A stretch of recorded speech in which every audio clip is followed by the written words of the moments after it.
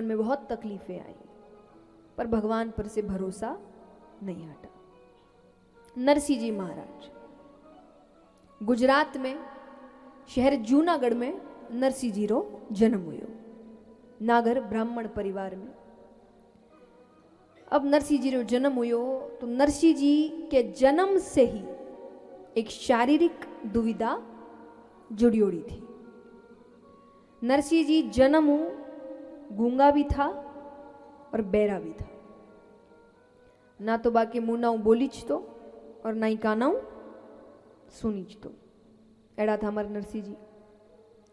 और नरसिंह जी रा माता पिता भी था, पर उस समय गांव में कोई महामारी एड़ी बीमारी आई। अब पहले महामारी कहते थे, पता नहीं था, अब पता भी चल गया, सबने ही देख लिया। तो ऐसी महामारी आई जिसमें नरसिंह जी का माता पिता तो स्वर्ग से धार गया। अब नरसिंह जी आपरी दादी रे कने रहता। नरसिंह जी री दादी, नरसिंह जी ने लिया सब मंदिर सत्संग कीर्तन जाती। बुजुर्गों के लिए यही ठिकाना माना गया है ना, कहते हैं ना बुढ़ापे में तो भगवान में लग जाओ। और आपको पता है मेरा विचार इससे बिल्कुल विपरीत है। जब लोग कहते हैं ना बुढ़ापा भक्ति का है, बिल्कुल नहीं। असल में भक्ति युवा समय का है, बुढ़ापा तो मैं कहूंगी परिवार का है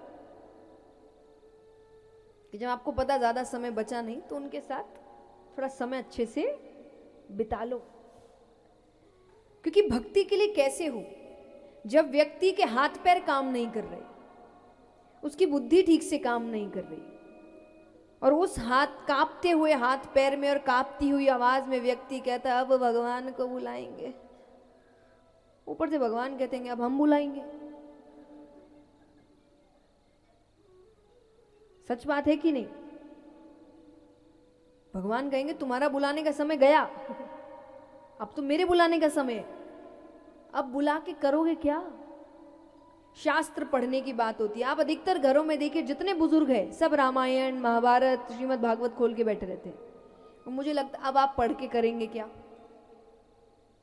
क्योंकि शास्त्र आपको क्या सिखाते हैं बताइए, एकदम प्रैक्टिकल आंसर दीजिएगा मुझे साफ शब्दों में।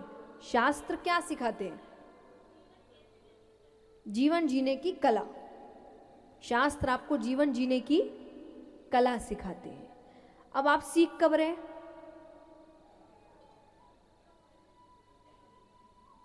इसमें लॉजिक है इस बात में, जब जीवन ही खत्म तब तो हम सीख रहे जीते कैसे। अब आप सीख क्या पाएंगे? कुछ नहीं।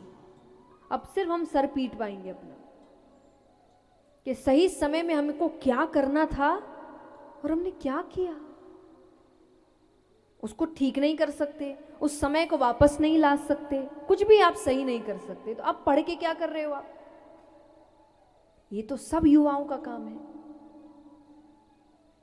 यही कहकर तो युवाओं को हमने भक्ति से दूर कर दिया।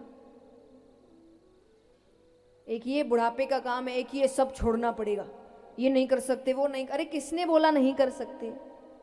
किसने बोला सब कुछ छोड़ना पड़ेगा?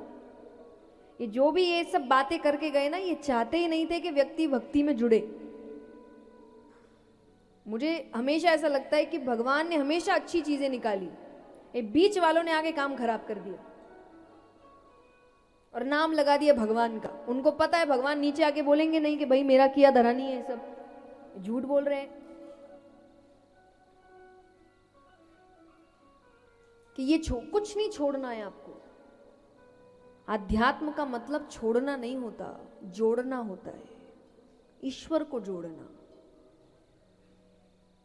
अगर छोड़ना ही होता तो सबसे पहले तो अर्जुन को कहते ना भगवान छोड़ने। महाभारत में इतनी बड़ी गीता कर दी, गीता में एक श्लोक नहीं है जिसमें अर्जुन को भगवान ने कहा और राज्य छोड़ दे। वरना एक राजा से ज्यादा ऐश्वर्य किसके पास है बताओ? राजा से ज्यादा धन ऐश्वर्य किसी के पास होता है? अर्जुन को तो नहीं कहा छोड़ दो, हमको क्यों बोलेंगे छोड़ दो?